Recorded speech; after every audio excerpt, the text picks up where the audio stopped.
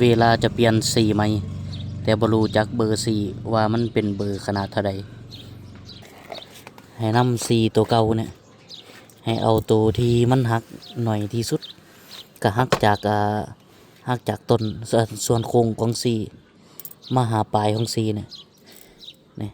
มันจะหักตรงปลายตรงนี้ตรงต้นมันเนี่ยต้นมองโค้งเนี่ยให้เอามาแล้วก็วัดเลยวัดจากต้นมาเนี่ย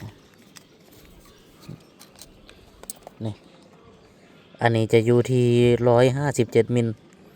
ซีเนี่ยเขาเอิ่นเป็นมิลเนาะความยาวของมันเนี่ย157 มิลประมาณนี้เฮาก็ไปซื้อมา